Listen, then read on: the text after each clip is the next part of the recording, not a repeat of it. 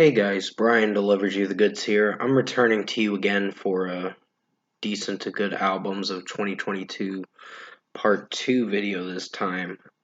This is the continuation of where I left off from part 1, of course.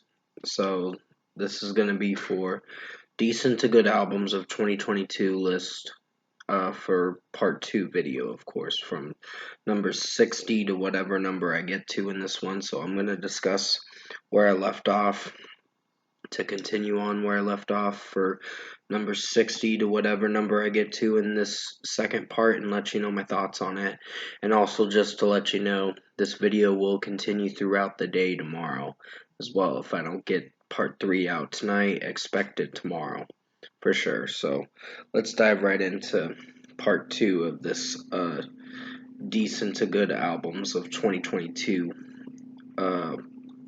part 2 video, of course. So at number 60 is Def Leppard with Diamond Star Halos. Now, I did enjoy some of Lifeless in my personal opinion. Fire It Up was my least favorite song. It kind of ruined the reception of the album in my personal opinion. And what was that song called? Kick, I believe it was called, if I remember correctly. And a few other songs did improve as the album went on, in my personal opinion. But Lifeless was a song that I'll remember for sure. So, number 60 is Def Leppard with Diamond Star Halos. There were some other songs on here I personally did enjoy, but I can't remember every song from here because I haven't really returned to this album too much this year. But I still think it's a decent album. Number 59 is Muse with Will of the People. Or Muse with Will of the People, I meant to say. I know I saw ARTV's review on this album, and he put it at his worst albums, of course, which that's totally fine. He has his own opinion. I have mine, of course. I think it's decent. I wouldn't say it's great in any way. The We Are Fucking Fucked song is on the safe side and has some cringy lyrics to it, too, some of the time. You Make Me Feel Like It's Halloween was probably the second weakest song on this album. Euphoria and Verona have grown on me, in a good way. So, yeah, Euphoria took a little bit of time to grow on me, and Ghosts, How Can I Move On was pretty solid, along with Liberation, and Compliance was solid, but nothing special in my opinion. Won't Stand Down was pretty strong. Will of the People was strong, in my personal opinion. And Kill or Be Killed was pretty strong track. So there's only 10 songs on this album with a runtime of 37 minutes, but it's a decent listen. It's not the best album Muse has put out, but they did try to go more into the electronic rock scene with the metal rock scene or whatever they were trying to go for. Kill or Be Killed being their best song on the album, in my personal opinion, and Won't Stand Down having some weird production, but when the chorus comes in, it sounds pretty strong. So, yeah, a killer chorus for sure. So, number 59 is Muse with Will of the People. Alright, and number 58 is Jack Harlow with Come Home, The Kids Miss You. Now, I haven't really returned to this album, but I remember the song First Class and some other ones. Dua Lipa was actually pretty interesting of a track. So Jack Harlow does have some good rapping moments, but he had to add the grandpa rapper Drake in one of his songs, and I was a little bit disappointed in that song, and not in a good way. So I haven't really returned to this Come Home, The Kids Miss You album that much. I know it came out back in May 6th, on May 6th of 2022. So this is an album I'd have to revisit again to see what I think of it as of now, but this is the spot I wanted to put it on because I remember thinking, it's average, but it's something at least. So at number 58 is Jack Harlow with Come Home, The Kids Miss You. Alright, at number 57 is Logic with Vinyl Days. Now, This was a pretty lengthy album for sure, but there were some interesting moments where he gives props to Anthony Fantano, the Needle Drop, of course. He makes a song about him, so it's pretty interesting. And I know the Needle Drop has his personal critiques on certain things, but that's his personal opinion, of course, what he thinks. He can get a. I think the only YouTubers I know that are a little extreme with their critiques, and I can agree with certain things that they agree on and that they dislike that I agree with on, is probably the AJR, the Nickelback, and certain other artists as well that kind of suck. But basically, it's Brad Taste in Music and ARTV, and I watch both of them. But basically, I will get into my critiques about that later. But basically, I think Logic put out an interesting album this year, and I'm sorry for getting off topic for a moment. I just had to mention the YouTubers I watch for a brief moment, and it brought back memories of that Needle Drop song.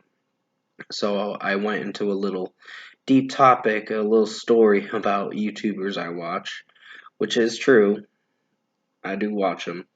But at number 57 is Logic with Vinyl Days. The track list was very long. It was like 30 songs, if I remember correctly. But I did enjoy some of it for what it went for. At number 56 is Stabbing Westward with Chasing Ghosts. Now, I think it's an average album. Not something I'd reminisce on and return to, but meaning I wouldn't return to it too much. But I did enjoy some songs like Cold, Dead and Gone, and certain other ones as well. But for what it went for, I think it's an average listen. And then there was Crawl on this album, and another new song that they added to the album that did make the album seem interesting enough for a listen. So at number 56 is Stabbing Westward with Chasing Ghosts. Number 55 is Destroyer with Laby, Labyrinthitis, I believe is how you pronounce it. Um, Labyrinthitis, or something like that. I can't remember. I'm trying to pronounce it in the best way I can, instead of mispronouncing it, of course. So there were some weird tracks from the lead singer that was singing through the majority of this band's album. But for what they went for with this album, I think it did alright. It was decent and somewhat average at the same time. So it's in the middle with me from decent to average, but I put it in one of the average lists and all that. So at number 55 is Destroyer with Labyrinthitis. Labyrinthitis, I believe is how you pronounce it correctly. Number 55, or 54, I meant to say. Sorry if I said that for a moment. I misworded what I said. Number 54 is Kirk Hammett with Portals EP. Now, this had an acquired taste as a listener, for a listener like me. I personally wasn't intrigued with this album, but I think it was average for what it went for. Just had some weird cuts. Sorry, I was looking at something on my finger that I was picking at. It was this finger, of course, and it was bothering me. There was something I had to peel off, which hopefully it doesn't leave me bleeding out, of course. Hope not, but don't worry, I'll be fine. But basically, I think Kirk Hammett Portals EP had some interesting songs, but did experiment a lot in the electronics synth stuff and all that. But I think it was decent, or average, I meant to say. So, at number 54 is Kirk Hammett with Portals EP. Number 53 is Jack White with Fear of the Dawn. This came out back on April 22nd, or April 8th, 2022, I meant to say. Was interested in this album. Not something I would say is my favorite album, but it's something interesting. So definitely recommend checking it out for yourself to see what you think of it for yourself.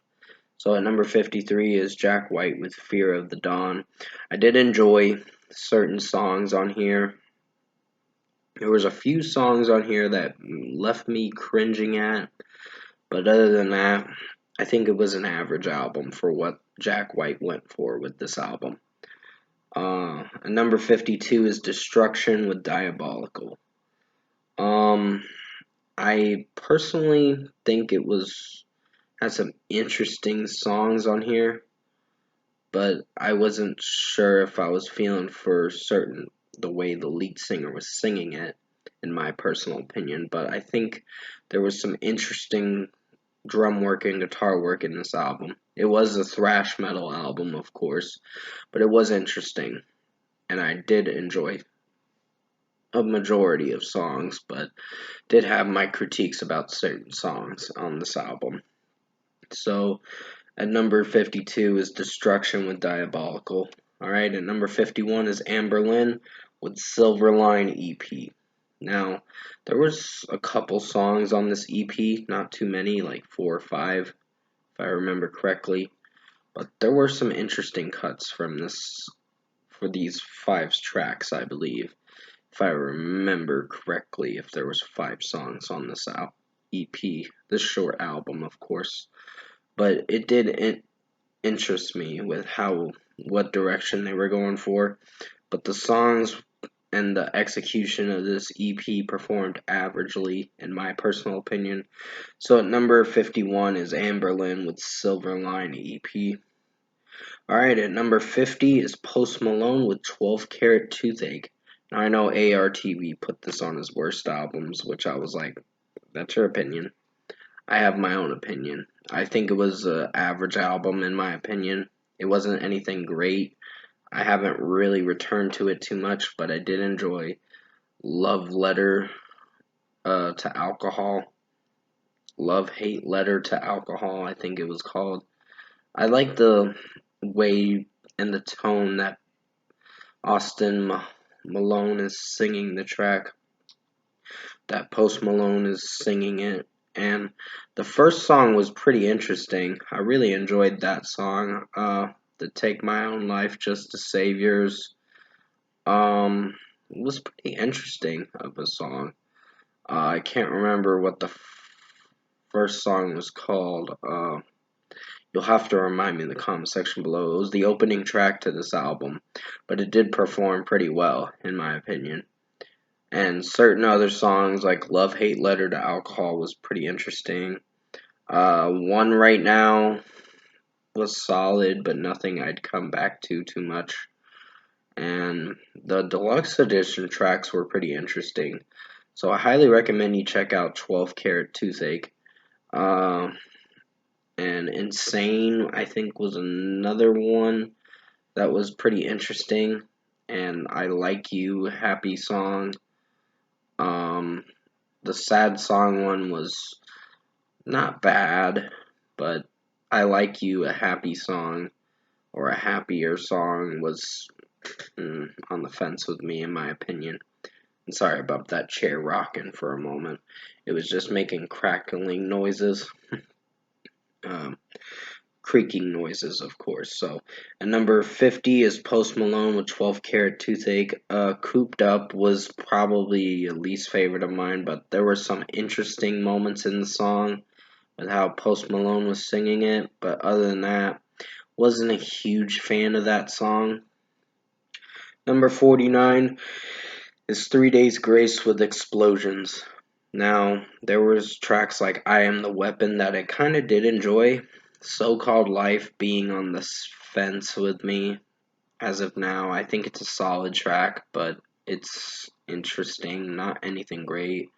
Champion was the weakest song on this album, and there were some other tracks on here that performed averagely, but I wouldn't say this album was great in any way. This is an album I have not come back to that much in quite a bit. think a few months ago I listened to it again, but I haven't really returned to it since. I tried giving it another listen again, and it did nothing for me. To be honest, it was just an average album, but it wasn't anything mind-blowingly great. So, Lifetime was the best song on here. I Am the Weapon being interesting. Neurotic was decent, but nothing great. It was alright, but I think the mainstream stuff is getting to them a bit too much, and they kind of need to cool it on how they emphasize their lyrics on this album, and the way and the tone it comes out, and all that, and how they approach this album. Explosions was not really that interesting of an album, in my opinion, but it did perform averagely. Someone to Talk To and Explosions were kind of the weakest closing songs to this album, and Chain of Abuse was a song we've heard before, like Bully from Adam Gontier, the older 3 Days Grace songs and all that. So it gives me vibes from that old album. But A Scar Is Born, it's something. It's not great, but it's something at least. And No Tomorrow was and there was two other songs like Redemption and Souvenirs, I believe it was the sixth song. Wasn't crazy about that one, but it's fine. So at number 49 was 3 Days Grace with Explosions. I had a lot to talk about with this album because I remember majority of the tracks, if I remember correctly. Pretty much all of them, at least. So I had my critiques on this album, but I put it in the upper 40 list, of course, because it was an interesting album. It wasn't great of 3 Days Grace. It was probably a little better than Outsider, because Outsider was very weak, in my personal opinion, and not something I have returned to that much. I will never own that album, if I'm being honest. And this album, I might own it, but I don't know if I want to be honest. At number 48 is Wallows with Tell Me That It's Over. I think this album was interesting with some of the songs, but it performed averagely in my opinion. I got not much to talk about with this album because I haven't really returned to it too much, if I'm being honest.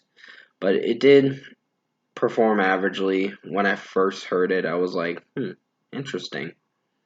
And Dylan's vocals in this album are pretty interesting, and along with the guy backing him up. If I remember what his name is, if I don't, let me know in the comment section below, which I kind of don't, honestly. So, at number 48 is Wallows with Tell Me That It's Over. Alright, that's going to be it for part 2 of the Decent to Good Albums of 2022 video. For part 2, I will be returning to you for part 3 hopefully tonight. If I don't do it tonight, expect part 3 to be out tomorrow. But until then, I want to at least try to get part 3 out tonight. If I can't, I'll let you know what happens in the community tab or whatever, but this will continue on through the morning time as well. So with that being said, I hope you enjoyed this part 2 for Decent to Good Albums of 2022 video, part 2. And part 3 will be coming out hopefully tonight, and along with the others will be tomorrow to finish it out, of course, in the morning, of course. So as always, I will see you in my next video.